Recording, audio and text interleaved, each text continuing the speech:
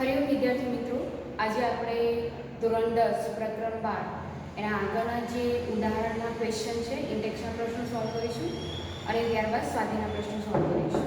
તો આપણે સ્ટાર્ટ કરીએ.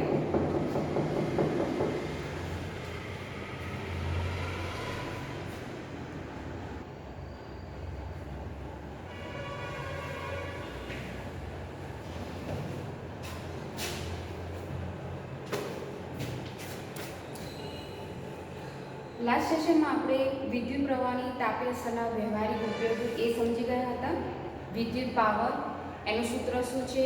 1 કિલોવોટ અવર એટલે કે 1 યુનિટ. એને આપણે ગાણિતિક સ્વરૂપમાં કેવી રીતે દર્શાવી શકાય એ પણ આપણે સમજી ગયા હતા.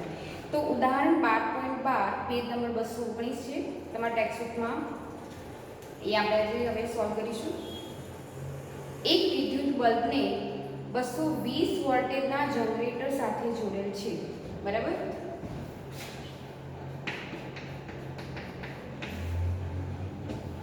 $220 વોલ્ટેજના જનરેટર સાથે એટલે V આપણે શું થશે? 220 વોલ્ટેજ થશે.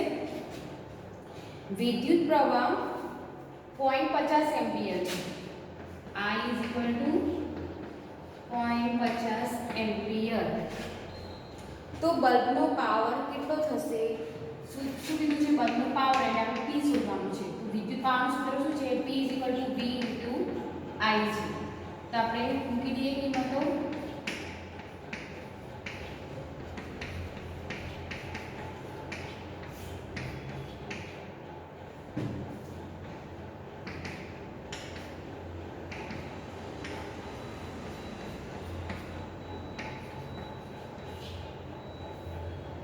$110 વોટ આવશે, બરાબર. 110 વોટ.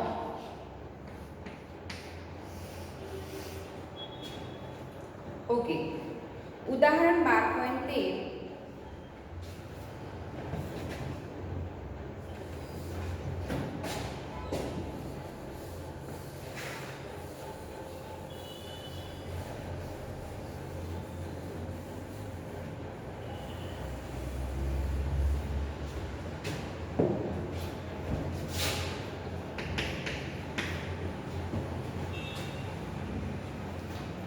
અહીંયા શું કીધું છે કે 400 વોટનું રેટિંગ ધરાવતું વિદ્યુત રેફ્રિજરેટર ફ્રીજ 8 કલાક પ્રતિ દિવસ ચલાવવામાં આવે છે, બરાબર. 400 વોટનું રેટિંગ છે એટલે P આપણું શું થશે?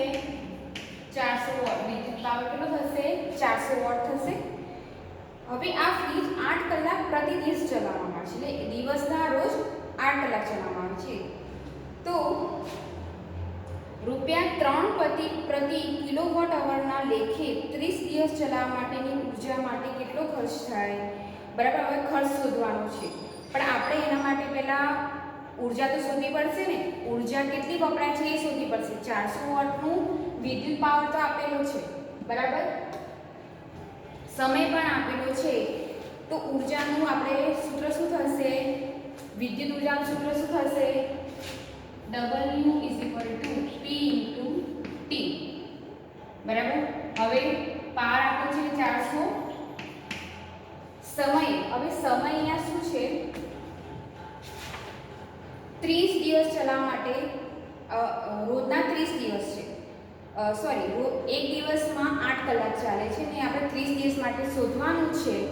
તો આપણે સમય અહીંયા પ્રતિ દિવસ 8 કલાક વપરાય છે, બરાબર. અને આપણે શોધવાનું છે 30 દિવસ માટે. તો આપણે અહીંયા સમયમાં શું કરવું પડશે? 8 × 30 કરવા પડશે, બરાબર. 8 × 32 32 તાલી 96,000 વોટ થશે, બરાબર. હવે આપણે ઉર્જા તો આપણે શોધી કાઢી, પણ આ જે છે 96,000 વોટ અવર પ્રમાણે થશે. તો કિલોવોટ કરવું હોય તો શું થાય? 96,000 ભાગ્યા 1000 કરીએ તો આપણને 96 કિલોવોટ અવર મળશે, બરાબર. હવે 96 કિલોવોટ અવરમાં કેમ ફેરવ્યું આપણે? જો હવે આગળ દાખલામાં શું કીધું છે? ₹3 પ્રતિ કિલોવોટના લાગે છે, એટલે કે 1 કિલોવોટ અવરના 1 કિલોવોટ અવરનો ખર્ચ કેટલો છે? ₹3. તો આપણે ખર્ચ શોધવાનો છે.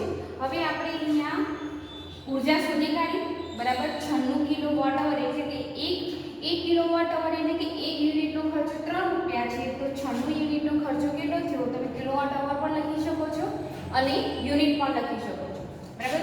માટે 96 કિલોવોટ અવરનો ખર્ચ બરાબર શું થશે? 3 ગુણ્યા 96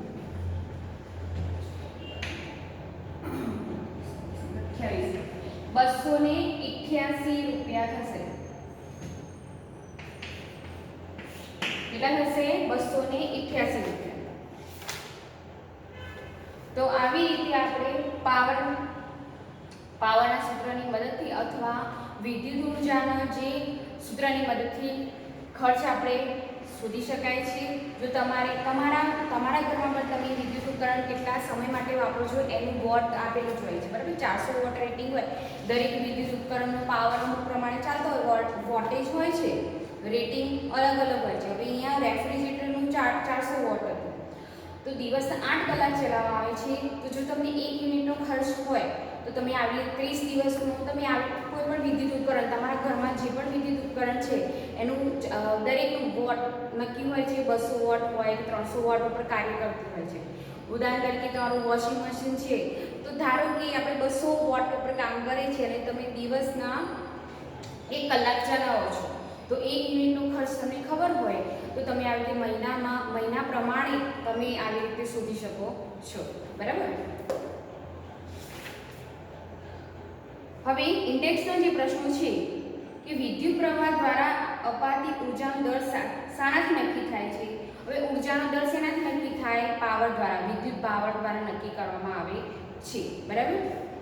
સેકન્ડ ક્વેશ્ચન છે, એક વિદ્યુત મોટર 220 વોલ્ટેજની લાઇનમાંથી 5 એમ્પિયર પ્રવાહ ખેંચે છે, તો મોટરનો પાવર અને 2 કલાકમાં વપરાતી ઉર્જા ગણો. તો અહીંયા પાવર પણ શોધવાનો છે અને શું શોધવાનું છે? ઉર્જા પણ શોધવાની છે. ઓકે, પહેલા આપણે પદમાં મૂકી દઈશું.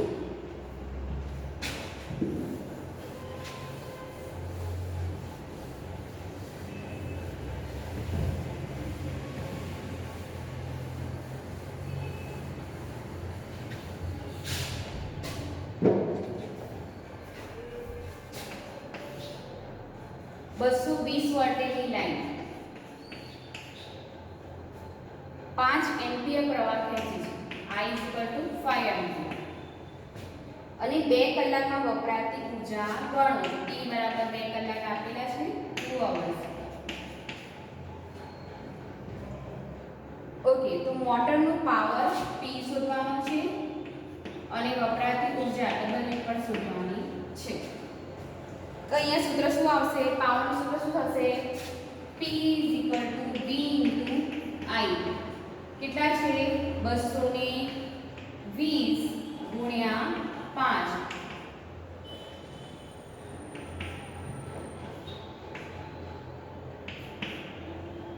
તો 1100 વોટ આપણો જવાબ આવશે, બરાબર. હવે શું કીધું છે? વપરાતી ઉર્જા પણ ગણવાની છે. તો અહીંયા 2 કલાક આપ્યા છે, બરાબર. આ વોટ છે, કલાકની આ વોટ એટલું છે. આપણે કિલોવોટ અવરમાં એને ફેરવવું હોય શું કરવું પડશે? 1000 વડે ભાગી લઈશું. 1.1 કિલોવોટ અવર થઈ ગયું, બરાબર. Power P. ઓકે, તો 2 કલાકમાં વપરાતી ઉર્જા આપણે ગણવાની છે. તો ઉર્જાનું સૂત્ર શું થશે? વિદ્યુત ઉર્જા W બરાબર શું થશે? P × T. સમય 1.1 ગુણ્યા 2 થશે. 2 કલાક આપ્યા છે, તો કેટલો જવાબ આવશે? 2.2.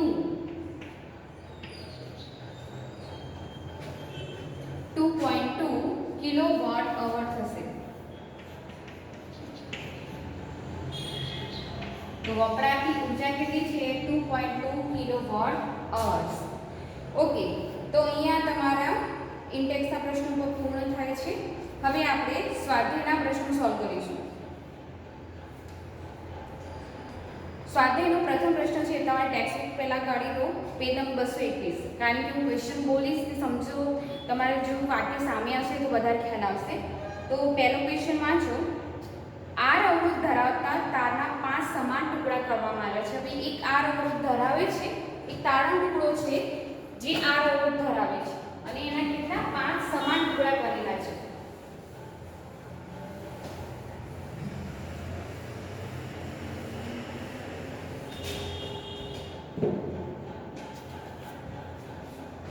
આ ટુકડાઓને સમાંતર જોડવામાં આવે છે. જો જોડાણનો પરિણામી અવરોધ r' હોય તો r/r' નો ગુણોત્તર ખાલી જગ્યા છે ઓપ્શન તમે આપ્યા છે 4, બરાબર. તો એમાંથી કયું આવશે તો આપણે ગણતરી કરવી પડશે. અહીંયા સમાંતર જોડવામાં આવ્યું છે, બરાબર ને. તો 5 સમાન ટુકડા છે. હવે સમાંતર જોડાણ માટેનું સૂત્ર શું છે? સમતુલ્ય અવરોધ 1/r, r1 r2 અને rn સુધી હોય, જેટલા આપણે જોડાણ કરેલા હોય ત્યાં સુધી. તો અહીંયા આપણે શું કર્યું છે કે 5 સમાન ટુકડા કરવામાં આવ્યા છે. આર અવરોધ ધરાવતા 5 સમાન ટુકડા કરાવ્યા છે. તો ટુકડાઓને સમાંતર જોડવામાં આવે તો આપણે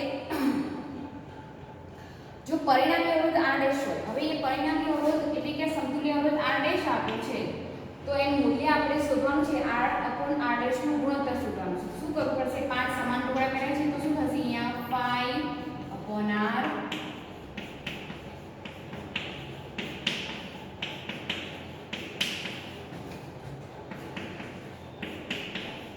બરાબર. તો સરવાળો કેટલો થશે? 25/r. આ થયું પરિણામી અવરોધ r' માટે. r' વ્યસ્ત આપણે ઉપર લઈ જઈશું તો શું આવશે? r/25. તો r' નું મૂલ્ય મળી ગયું આપણને. હવે શું કીધું છે કે r અને r' નો ગુણોત્તર ખાલી જગ્યા હશે, તો r/r'. તો r નું તો અહીંયા સમતુલ્ય આવૃત થશે, કારણ કે અવરોધનું મૂલ્ય r જ આપ્યું છે. r' નું મૂલ્ય આપણે શોધી કાઢ્યું. જવાબ શું આવશે? 25. બરાબર. તો આપણો ઓપ્શન કયો આવશે? 4 ઓપ્શનમાંથી ઓપ્શન ડી આવશે. 25 જવાબ આવશે. ઓકે. હવે ક્વેશ્ચન નંબર 2. નીચેનામાંથી કયું પદ પરિપથમાં વિદ્યુત પાવર દર્શાવતું નથી? હવે વિદ્યુત પાવરના જ્યારે આપણે સૂત્રો સમજેલા,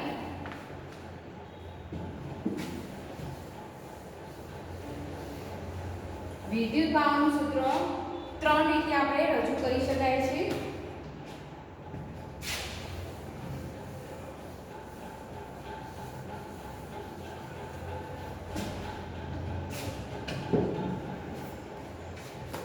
વિદ્યુત પાવર P V × I1 થાય, બરાબર.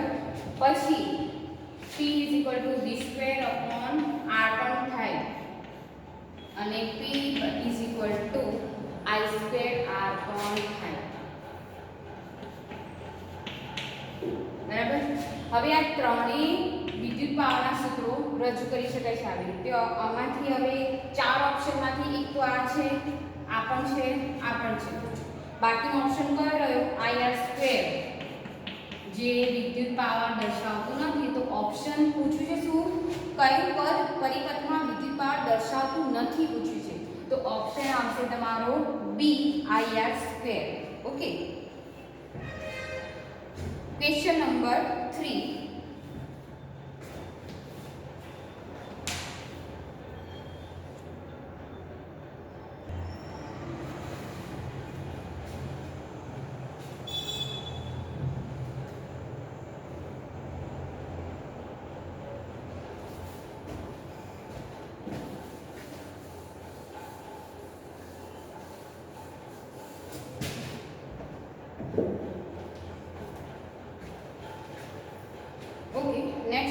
છે એક વિદ્યુત બલ્બનું રેટિંગ 220 વોલ્ટેજ છે અને 100 વોટ છે, બરાબર.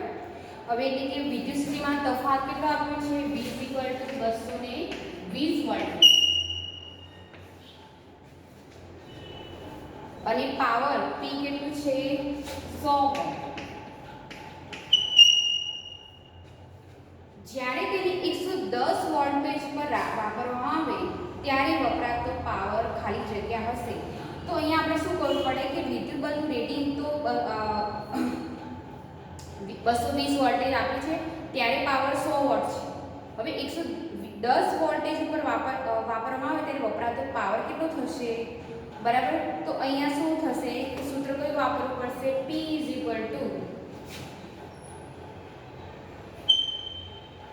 V1 અને આ V2 કરી દઈએ, કારણ કે આપણે એક વખતે 220 વોલ્ટેજ ઉપર વાપરીએ છીએ અને બીજી વખતે 110 વોલ્ટેજ ઉપર વાપરીએ ત્યારે વપરાતો આપણે પાવર ગણવાનો છે. તો આપણે V1 V2 કરી દઈશું, બરાબર.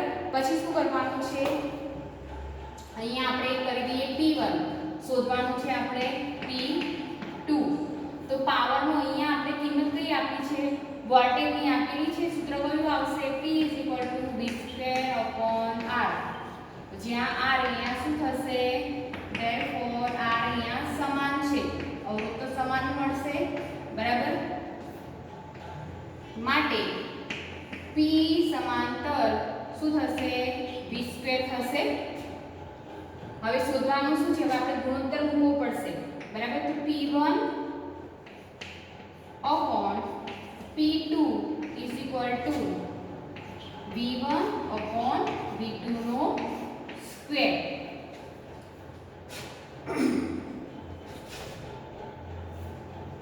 સોરી, અહીંયા આપણે P2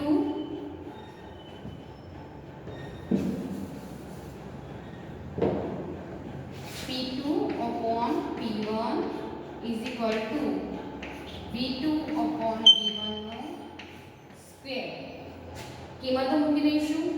P2 તો શોધવાનું છે, બરાબર. P1 પાવર કેટલો આપ્યો છે? જ્યારે 220 વોલ્ટેજ હોય ત્યારે P1 કેટલું છે? 100 વોલ્ટ =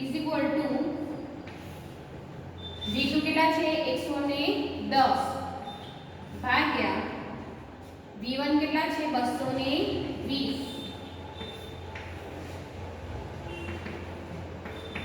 11 × 22 એટલે શું થશે?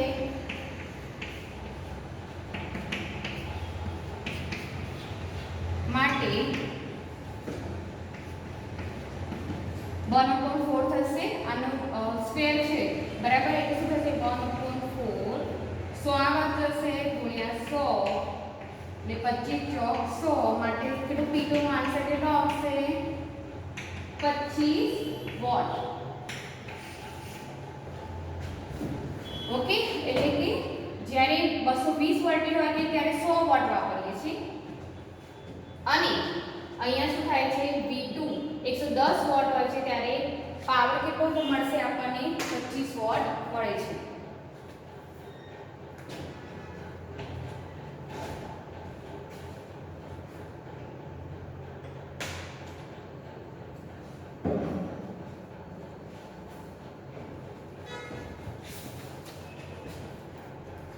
ક્વેશ્ચન 4. એક જ દ્રવ્યમાંથી બનેલા બે વાહકતાની લંબાઈ અને વ્યાસ સમાન છે. હવે એક જ દ્રવ્યનો તાર આપેલો છે જેની વાહકતાની લંબાઈ અને વ્યાસ બંને સમાન છે. બે વાહકતા છે. સમાન વિદ્યુત સ્થિતિમાનના તફાવત હેઠળ તેમને સૌપ્રથમ શ્રેણીમાં અને પછી સમાંતર જોડવામાં આવે છે. તો શ્રેણી અને સમાંતર જોડાણમાં ઉત્પન્ન થતી ઉષ્માનો ગુણોત્તર ખાલી જગ્યા હશે. આપણે ગુણોત્તર શોધવાનો છે. હવે અહીંયા જુઓ, વોલ્ટેજ તો સમાન છે, V સમાન છે, બરાબર. તો ઉષ્માનું અહીંયા સૂત્ર આપણે કયું વાપરીશું? H = V²/R. જ્યાં વિદ્યુત સ્થિતિમાનનો તફાવત કેવો છે? સરખો છે.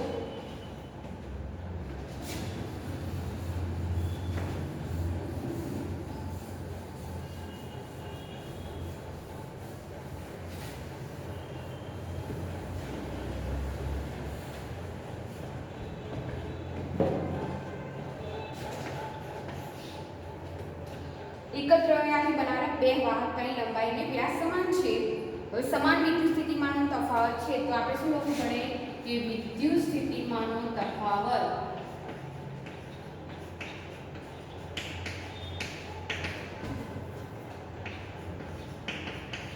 સમાન છે.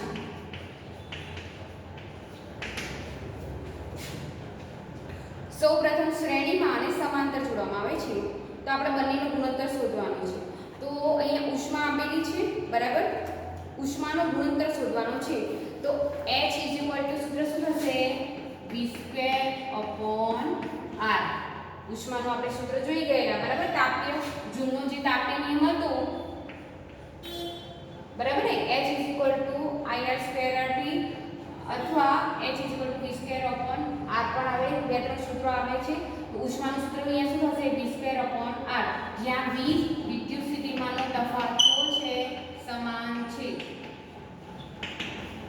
માટે H સમાંતર 1r થાય બરાબર, કારણ કે વિદ્યુત સ્થિતિમાનનો તફાવત કેવો છે સમાન છે માટે હવે અહીંયા બંનેને જ્યારે શું કરવામાં આવે છે એક તો શ્રેણીમાં અને સમાંતર જોડવામાં આવે છે. તો આપણે સૂત્ર કયું વાપરીશું, અહીંયા જ આપણે કિંમત મૂકીશું HS એટલે કે પહેલા સિરીઝમાં જોડાવા છે. તો ઉષ્મા અહીંયા HS શેના માટે લખ્યું છે સિરીઝ જોડાણ માટે એટલે કે શ્રેણી જોડાણ માટે, અને બીજું શું કરવામાં આવ્યું છે પેરેલલ જોડવામાં આવ્યું છે. પેરેલલ એટલે કે સમાંતર બરાબર. અહીંયા શું થશે RP/RS થશે બરાબર. આ સૂત્રમાં આપણે કિંમત મૂકીએ તો શું થશે HS, S એટલે સિરીઝ એટલે શ્રેણી જોડાણ અને સમાંતર જોડાણનો ઉષ્માનો ગુણોત્તર શોધવાનો છે. શ્રેણી જોડાણ અને સમાંતર એટલે કે HS એટલે આપણું શું છે અહીં આપણે લખી દઉં સાઈડમાં HS શ્રેણી જોડાણ માટે સિરીઝ બરાબર, અને HP એટલે કે સમાંતર જોડાણ માટે.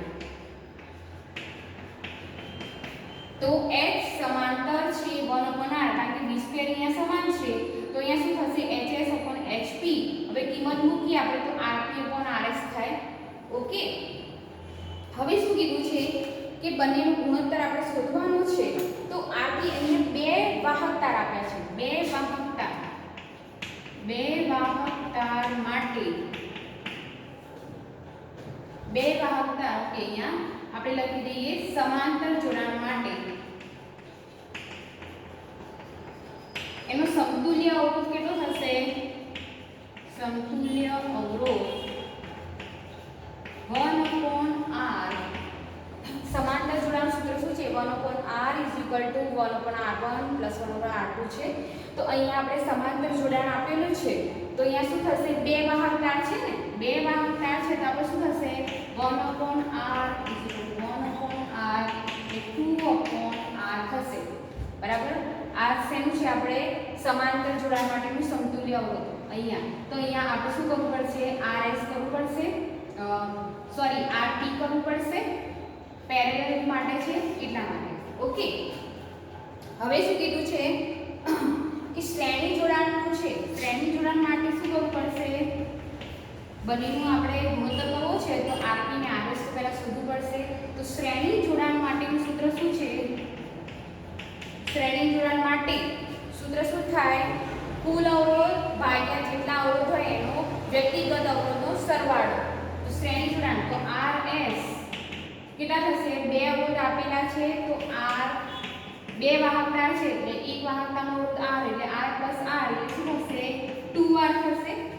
તો આપણે બંને RP 2R 2/r. ઓકે, કારણ કે આપણે ગુણોત્તર શોધવાનો છે તો RP અને RS નું મૂલ્ય શોધવું પડે. આપણે શું કરીશું સમાંતર જોડાણ માટેનું જે સમતુલ્ય અવરોધ સૂત્ર છે એ આપણે મૂકી દઈશું. બે વાહકતાર છે એટલે બે અવરોધ થશે બરાબર, એટલે 2/r આવશે. શ્રેણી જોડાણ માટે વ્યક્તિગત અવરોધનો સરવાળો તો RS = શું થાય અહીંયા 2R થશે. તો હવે બંને કિંમતો આપણે ક્યાં મૂકીશું, અહીંયા મૂકી દઈશું. RP નું કેટલું આવ્યું 2/r ભાગ્યા RS 2R છે બરાબર.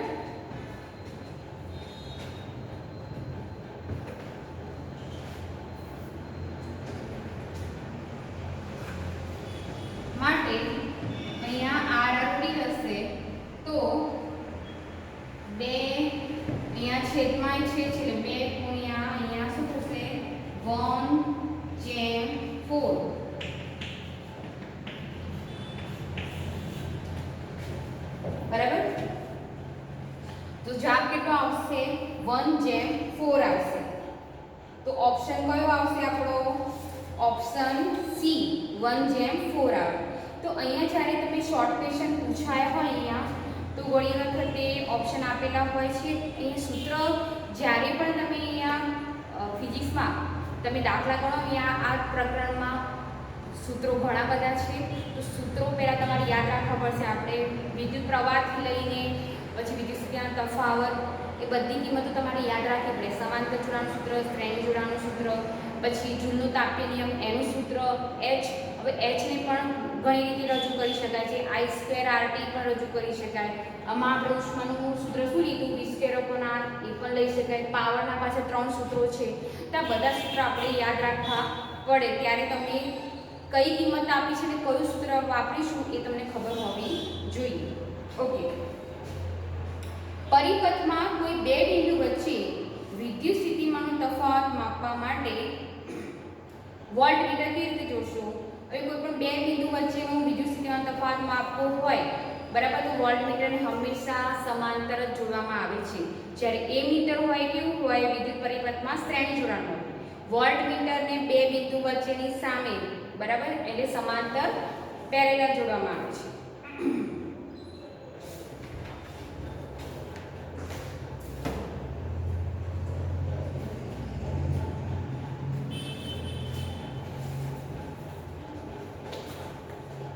ઓકે. તો આપણે 1 થી 5 પ્રશ્નો જોઈ ગયા. ઇન્ડેક્સના પ્રશ્નો ઉદાહરણો જોઈ ગયા છે. તમારે